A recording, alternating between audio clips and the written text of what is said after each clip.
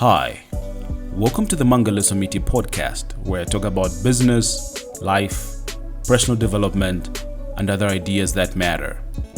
I am your host, Mangala Samiti, and I am many things: a chartered global management accountant, CFO, author, voiceover artist, and so much more. But I really am just one thing, and that is a creator. I create content and solutions to problems and challenges. I hope this podcast will help you on your own journey to greatness. One of the principles that I live by and that I try so hard to maintain is the principle of honesty. Telling the truth at all times, even if it hurts. Because lies keep building on a weak foundation and they'll come crashing down eventually. So you want to be honest and make sure that you're building on a strong foundation and that you develop a reputation of being honest, of being truthful, because that makes you trustworthy and that makes people believe that you are indeed reliable and they can rely on you. See, your reputation is gold and you have to protect it at all costs. And just like I said, having a reputation of not being truthful makes you untrustworthy. See, in general, people will walk away from someone that they cannot trust, no place reliability on, someone they can't rely on. See, we fear the truth because of the consequences that we imagine will happen if we tell it, or being blamed for something, the negative emotions and the feelings that arise as a result of being blamed or being shouted on, or being shouted at, being shunned, being rejected, or hurt. So we think, no, telling the truth will actually bring out all these negativities and negative emotions. So we would then rather lean towards a lie, which is not advisable, because it's actually better to free yourself and have peace of mind by being truthful in business, with colleagues, clients, as well with family, friends, or anywhere else in your life. I want to thank you so much for tuning in this week. I want to chat about honesty and taking accountability. Let's define honesty. Honesty is defined as the quality of being honest. And to be honest is to be free of deceit, basically to be truthful and sincere in your words, in your actions, and everything else that you do. Accountability, on the other hand, is a fact or condition of being accountable. And to be accountable is to be required or expected to justify actions or decisions. Basically, to be responsible and take responsibility for actions or decisions made. See, I found a lot of success is dependent on what they call soft skills. Now, there's a definition of hard skills and soft skills, and these two usually do go hand in hand, because hard skills are the job related knowledge and abilities that people need to perform their job duties effectively. So you're an accountant, you have to know debits and credits. You've trained as an accountant, you have to know what debits and credits are. You have to know how to do valuations. You have to know what a balance sheet is, what a financial statement is, how to put them together, how to post transactions into the general ledger. Those are job related knowledge and abilities that you need to perform your job duties as an accountant effectively. Those are hard skills. Soft skills, on the other hand, are the personal qualities that help people really thrive in the workplace. Now, these are your personal qualities, those that are inherent, and they're not job specific. Honesty, or the quality thereof, is a soft skill. Things like coming to work early is a soft skill. Being reliable is a soft skill.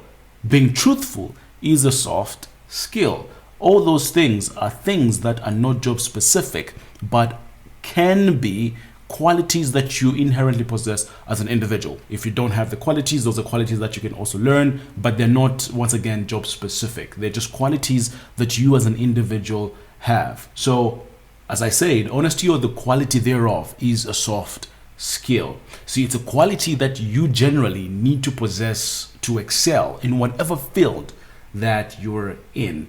You have to be able to tell the truth Don't lie. When shit hits the fan, tell the truth of what happened. Don't try and make up something that is untrue, because I can guarantee you, once that is found out and it's found out that you lied, the repercussions will be worse. We've seen cases in the media, on TV, where politicians try to create a lie and it comes back to bite them in the ass because they lied. And that's the problem with the lie. It always comes to bite you in the ass. Or you don't have peace of mind. You can't sleep at night because you are always tossing and turning and thinking about the day when they will come for you. So you generally don't want to lie. So be honest. Tell the truth. You see, then to be accountable as a follow-up of being honest is not trying to put the blame on someone else. You need to be responsible. You need to take responsibility. You yourself need to get to the bottom of whatever it is that happened. You need to query whoever needs to be queried, get commitments and plans of how it will be fixed immediately, and whatever steps that those people will take to ensure that it doesn't happen again in the future. Then you need to also hold yourself accountable, hold yourself to account also, and what steps you yourself will take to ensure that whatever issue transpired or whatever happened is fixed right now, immediately, what the short-term solution is, and that it will not transpire again in the future. So whatever the long-term solution then is going to be. I'll give you an example. So this happened recently. We were undergoing an audit of our flagship fund, and there were a couple of delays that we experienced. Now, part of my job as being part of the executive team, as being CFO, is to ensure that audits are being done and financial statements are being prepared to the right quality, and obviously that we do meet the deadline and submit those financial statements to the regulator. So there were a couple of delays that were experienced on the auditor's side, even as well on our side to get information through to the auditor. Things were a bit slow. And it so happened that the deadline was fast approaching, and we needed to get the financials out to the board, to the audit committee, to ensure that the audit committee was able to review the financials in good time and also sign those financials off so the board could sign, and then we send them out to the regulator. But the delays on the audit that we experienced were just too much. There were plenty. So anyway, we finally got the financials done, and I had to then make the financials available to the audit committee. Now, right before the audit committee met, because the audit committee was then set up an emergency meeting to review the financials and sign them off. And I was cognizant that because part of my job is to make sure that the audits are being done within time, at the right quality, and obviously within cost, just like a project, I needed to go and account to the committee. And before I did that, I went back, spoke to my team, held my team to account. My team had to give me reasons thereof of why this audit was delayed and why it did not meet the timelines that we had set. And I needed to get that commitment from the team that they will ensure that any future audits are obviously done within time and what steps they will take. But in addition to that, I also had to hold the auditor to account, because I need to give a report to the committee of auditor performance and how well the auditor is actually performing their job. It was their first time on the job, as the previous auditor had resigned from the role. So we appointed a new auditor, and it was their first time doing the audit. So they did give me explanations and reasons thereof. I effectively did hold them to account. I asked them to give me the reasons. They did give me the reasons, and they did give me commitments that any future audits will effectively be done within time, at the right quality, and within the cost that we had set up, or that we had agreed to.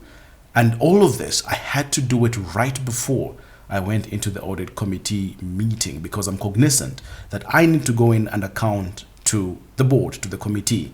And after I held both my team and the auditor to account, I went into the audit committee meeting. And the first thing that I did with the audit committee was to account to the audit committee by taking them through the timelines, what the original plan was, why there was a delay and why we didn't meet the original timelines that we had set, and what we would do going forward, how we fixed it, and what we're going to do going forward to ensure that any future audits are effectively done within the right timelines. So the first thing I had to do was account to the audit committee and show the audit committee that I'm cognizant that this is part of my role and this is what I need to do, and that I effectively did hold both my team and the auditor to account, and I also had to account to the committee themselves.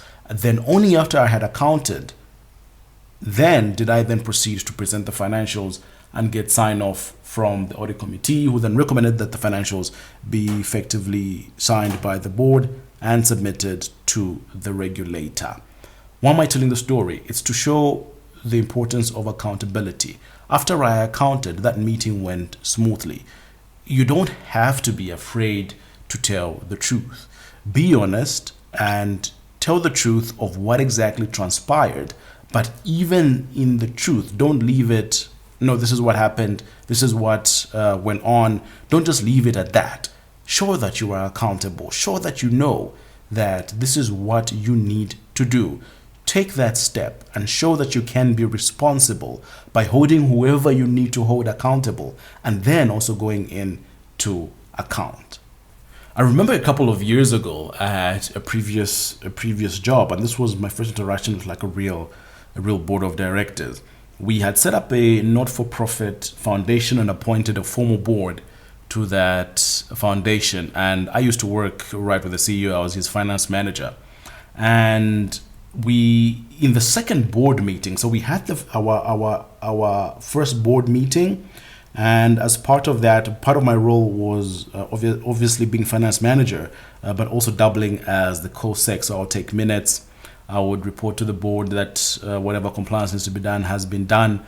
I would take the matters arising, distribute action plans to the board, and make sure that the board was effectively running as smoothly and as efficiently and as effectively as possible. So we had our first meeting, and in the second board meeting, at the end of the second quarter, I recall there was one item on the matters arising list that we had overlooked. And right before the meeting, I was telling the CEO, my CEO, that there was this one issue that we had not effectively done. And my CEO turned around and looked at me and he told me, go and do it now. And he told me, you never, ever, ever walk into a board meeting and tell a board of directors that you have not done the job. Even if you do it, it's better. If you haven't done it, it's better to execute it right before the meeting when you have found out, and go into that board meeting and tell the board of directors that you have executed it, even if you've executed it right before the meeting. It shows that you are responsible, it shows that you can take accountability, and it shows that you are indeed honest and you can be relied upon. And that's something that I've taken with me throughout my years, because it doesn't only apply to CEOs and the board of directors. It applies to anybody who has a boss, anybody who has a manager, anybody who has someone that they need to report to. Even a board of directors has shareholders that they have to report to. The board of directors also have to account to shareholders and tell shareholders exactly what they did and how they fixed things and how they will ensure that any mistakes are not repeated in the future. So it's an important skill that comes in quite handy, being honest and being able to take accountability for any actions that you do. So honesty, the quality of being honest. And to be honest is to be free of deceit, to be truthful and sincere. Accountability is the fact or condition of being accountable. To be accountable is to be required or expected to justify actions or decisions. To be responsible and take responsibility for actions or decisions made. Take these two and put them into practice. Try honesty, but don't just leave it at honesty. Also couple that with accountability. Always have a recommendation, always have a way forward, always have a plan, of how you're going to fix it. And you will see things begin to change because people can then begin to rely on you. And as they can rely on you, then they can give you more areas to be responsible for, and you rise and you become way more successful. Thank you so much for tuning in. Please, if you have any feedback on this or anything at all, any ideas, any comments, please do send me an email on mangaliso.miti@gmail.com. I love receiving your comments. I love receiving your emails and you sharing what thoughts that you have and us getting to interact and chat and just share different ideas that matter together. I want to thank you for all the support that you have given to the podcast to date. Until next time, have a great week.